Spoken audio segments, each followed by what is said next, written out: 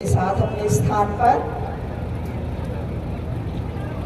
मुख्य अतिथि परेड के निरीक्षण को जाते हुए बहुत हर्षोल्लास का दिन आज जब हम आज़ादी की अमृत बेला में प्रवेश कर रहे हैं और मना रहे हैं आज़ादी का महोत्सव। सभी की तरफ से अभिवादन। लोहारू का ये ऐतिहासिक ग्राउंड और ऐतिहासिक नगर आपका को नमन करने का आज का दिन, उन सभी पुरोधाओं को नमन करने का जिन्होंने अपने देश की आज़ादी महोत्सव जो आज हम आज़ादी के 75 साल पूरे कर चुके हैं, यहाँ उपस्थित हमारे जिला लेवल के सभी अधिकारीगण, हमारे जिले के डीसी साहब, एसपी साहब, सभी अधिकारीगण और यहाँ पहुंचे मेरे लिए आदरणीय मेरे बुजुर्गों, मेरी माताएं, मेरे भाई बहनों, नौजवान साथियों और प्यारे बच्चों, आज हर भारतवासी के लिए हर्षोल्लास का दिन है। आज हर गली में, हर मोहल्ले में तिरंगा है, हर घर, हर दफ्तर में तिरंगा है, हर वाहन, हर हाथ में तिरंगा है। पूरा देश तिरंगे के रंगों में रंगा है, देशभक्ति के रंगों में रंगा है। रंगा भी क्यों न हो, आज हमने संतत राष्ट्र के रूप में अपने सभी प्रदेशवासियों को बहुत बहुत बधाई देता।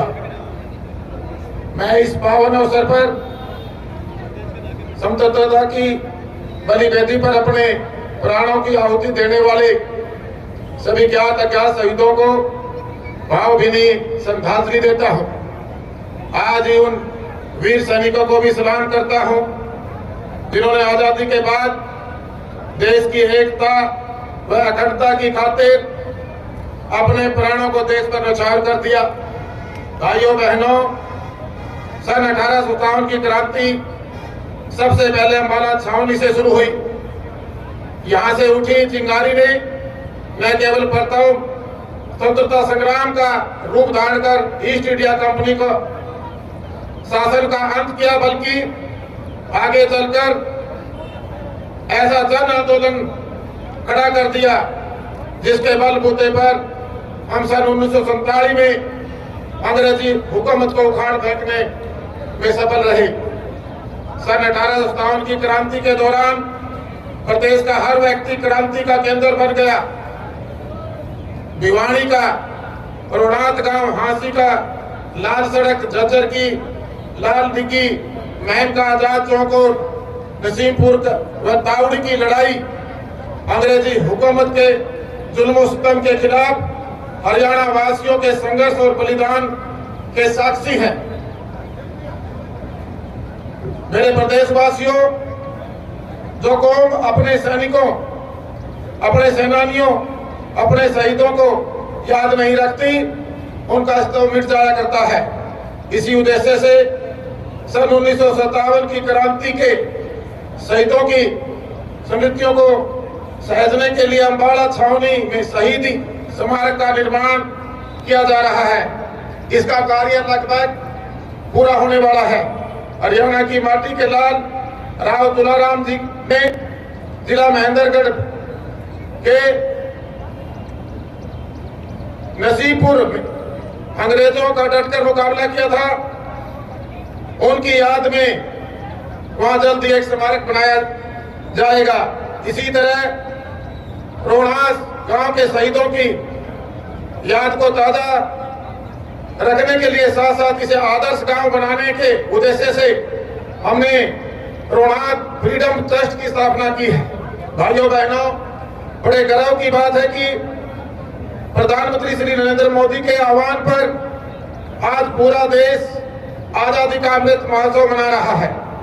इसी कड़ी में नवम पातशाह श्री गुरु तेग बहादुर जी के 400वें प्रकाश पर्व पर पानीपत में राज्य स्तरीय समारोह आयोजित किया गया। प्रधानमंत्री श्री नरेंद्र मोदी जी ने दसम पातशाह श्री गुरु गोविंद सिंह जी के साहबजादे जोरावर सिंह और फतेह सिंह के शहीदी दिवस 26 जनवरी को हर वर्ष वीर बाल दिवस के रूप में मनाने का निर्णय लिया।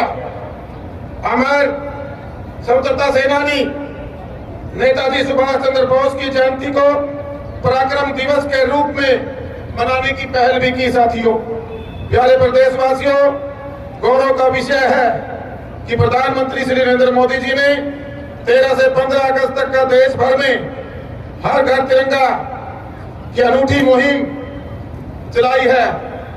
हरियाणा वासियों ने भी इसी जोश और जज्बे के साथ अपने 60 लाख घरों पर राष्ट्रीय ध्वज फहराया है। जिस जोश व जज्बे के साथ हम अपने जवानों को सरहद पर भेजते आए हैं, हरियाणा प्रदेश में आजादी का अमृत महोत्सव मनाने के लिए अब तक 10,000 से अधिक कार्यक्रम आयोजित किए जा चुके हैं और हम यहाँ महोत्सव मनाने में देश में पहले स्थान पर हमारा हरियाणा प्रदेश है। साथियों, हरियाणा के मामले में भी बिल्कुल ये कहावत सिद्ध होती है, जय जवान जय किसान का नारा स्टिक बैठता है। हमारे किसान ने अपने पसीने से देश के अन्न भंडार भरने का काम किया है, तो हमारे जवान सेना में भर्ती होकर देश के लिए मर मिटने में अपनी शान समझते हैं। पहले या दूसरे विश्व युद्ध की बात हो, 1965 या 1971 का भारत पाक युद्ध हो, 1962 में चीन के साथ हुआ रेजगदा युद्ध की दास्तां हो, या फिर कारगिल के ऑपरेशन विजय की विषय, हरियाणा के जवानों ने सदैव अपने खून से इतिहास लिखा है। आज भी हमारी सेना में हर 10वां जवान हरियाणवी है। भाइयों बहनों, हम अपने शहीदों के बलिदानों का कर्ज तो नहीं चुका सकते, लेकिन उनके परिवारजनों की देखभाल करके उनके प्रति अपनी कृतज्ञता अवश्य जता सकते हैं। भूतपूर्व सैनिक व अर्धसैनिक बलों के कल्याण के लिए प्रदेश में सैनिक व अर्धसैनिक कल्याण विभाग का गठन सरकार के द्वारा किया गया। युद्ध के दौरान शहीद हुए सैनिक, सेना के जवानों व अर्धसैनिक सैनिकों के जवानों को अनुग्रह राशि 20 लाख से बढ़ाकर 50 लाख रुपए की गई है। आईईडी ब्लास्ट के दौरान शहीद होने पर भी अनुग्रह राशि बढ़ाकर 50 लाख रुपए तक की गई है। वर्तमान सरकार के कार्यकाल में अब तक शहीद सैन्य व अर्धसैन्य बलों के 347 आश्रित को अनुकंपा के आधार पर नौकरी दी गई है। प्यारे प्रदेशवासियों, स्वतंत्रता दिवस का यह पावन पर्व अपनी उपलब्धियों का जश्न मनाने के लिए साथ साथ आत्मविश्लेषण करने का दिन भी है। यह दिन हमें यह सोचने का अवसर देता है कि 75 वर्ष के इस कालखंड में हमने क्या इतिहास रचा और क्या हासिल किया। निसंदेह आजादी के बाद राष्ट्र के उल्लेखनीय प्रगति की है। हरित क्रांति में हमें न केवल खाद्यान्न में आत्मनिर्भर बनाया है, बल्कि उस स्थिति में लाकर खड़ा कर दिया है कि आज हम दूसरे देशों में भी निर्यात कर रहे हैं। साथियों, आजादी के समय जिस देश में सुई तक नहीं बनती थी, वह आज अपनी उन्नत प्रौद्योगिकी के बल पर मिसाइलें बना रहा है। इसके में भी आगे बढ़कर चंद्रयान और मंगलयान जैसे मिशन चला रहा है। आज देश में रेल सड़क यातायात का एक मजबूत नेटवर्क मौजूद है। आज कई क्षेत्रों में पूरा विश्व हमारा लोहा मान रहा है। भाइयों बहनों, सुशासन से सेवा का संकल्प के साथ जन सेवा का दायित्व संभालने वाली वर्तमान सरकार ने प्रधानमंत्री श्री नरेंद्र मोदी जी के सबका साथ सबका विकास और हरियाणा एक हरियाणवी एक के मूल मंत्र पर चलते हुए सबकी तरक्की और उत्थान के लिए काम किया है। महामना पंडित दीनदयाल जी उपाध्याय मानते थे कि तरक्की का लाभ समाज में आखिरी पायदान पर खड़े व्यक्ति तक पहुंचाना चाहिए। यही अद्वितीय है। उनके इसी दर्शन के अनुरूप वर्तमान सरकार ने ई गवर्नेंस के जरिए व्यवस्था परिवर्तन कर सरकारी सेवाओं और योजनाओं का लाभ पंक्ति में खड़े अंतिम व्यक्ति तक पहुंचाने की जो मुहिम शुरू की है, वह परिवार पहचान पत्र तक पहुंच चुकी है। इसके तहत सभी परिवारों के परिवार पहचान पत्र बनाए जा रहे हैं। इस एकमात्र दस्तावेज के सभी योजनाओं और सेवाओं का लाभ अब पात्र व्यक्ति के घर बैठे ही उसे मिलने लगेगा साथियों। परिवार पहचान पत्र के पोर्टल के सभी योजनाओं व सेवाओं के साथ जोड़ा जा रहा है। इस वर्ष अधिकांश सरकारी सेवाएं इस पोर्टल के जरिए ऑनलाइन मिलनी शुरू हो जाएंगी। इस पर जन्म मृत्यु का डाटा भी ऑटो अपडेट होगा। युवाओं की शिक्षा कौशल व बेरोजगारी का डाटा भी इस पोर्टल पर डाला गया है।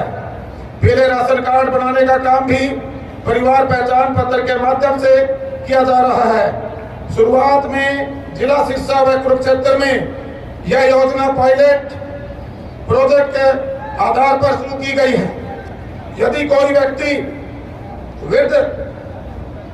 वृद्धावस्था पेंशन के लिए निर्धारित आयु की पूरी कर लेते हैं तो अब उसे अपनी पेंशन बनवाने के लिए सरकारी दफ्तरों के चक्कर नहीं काटने पड़ेंगे। परिवार पहचान पत्र के माध्यम से उनकी पेंशन अपने आप शुरू हो जाएगी। सरकार ने सबसे गरीब लोगों का जीवन स्तर ऊंचा उठाने के लिए मुख्यमंत्री अंत्योदय परिवार उत्थान योजना शुरू की है। इसके तहत सबसे गरीब परिवार की पहचान करके उसकी वार्षिक आय कम से कम 1,80,000 रुपए की जा रही है। अब तक 30,000 परिवारों को रोजगार के ऋण व अन्य सहायता इस स्कीम के माध्यम से दी गई है। साथियों, गरीब परिवारों को मुख्यमंत्री परिवार समृद्धि योजना के तहत 6,000 रुपए मासिक सहायता दी जा रही है। प्रदेश के सभी तरह के सामाजिक सुरक्षा पेंशन 1 अप्रैल 2021 से बढ़ाकर 2,500 रुपए मासिक की गई है। आयुष्मान भारत योजना के तहत 27 लाख गरीब परिवारों को 5 लाख रुपए तक की वार्षिक मुफ्त इलाज करवाने की सुविधा दी जाएगी। भाइयों बहनों, वर्तमान सरकार ने प्रदेश के हर क्षेत्र का समान विकास किया। इस दिशा में पूरे प्रदेश में बड़ी बड़ी परियोजनाएं स्थापित की हैं। प्रदेश में 17 नए राष्ट्रीय राजमार्ग घोषित किए गए हैं। इनमें से 6 का कार्य पूरा हो चुका है। इन सभी राजमार्गों के बन जाने के बाद प्रदेश के हर जिले से कम 1 राष्ट्रीय राजमार्ग होकर गुजरेगा। सामान की ढुलाई के लिए अलग से बनाई जा रही रेलवे की 2 बड़ी लाइनें भी हरियाणा प्रदेश से गुजरेंगी। वेस्टर्न डेडिकेटेड IMT विकसित किया जा रहा है। पलवल से सोना माया मानेसर खरगोदा कुंडली तक के 6,000 करोड़ रुपए की लागत से बनने वाले हरियाणा रेल कॉरिडोर का कार्य शुरू हो चुका है। हिसार में प्रदेश का पहला इंटरनेशनल एयरपोर्ट साथियों बनाया जा रहा है। सोनीपत बड़ी में 161 एकड़ भूमि में पर रेल कोच रिपेयर फैक्ट्री लगाई जा रही है।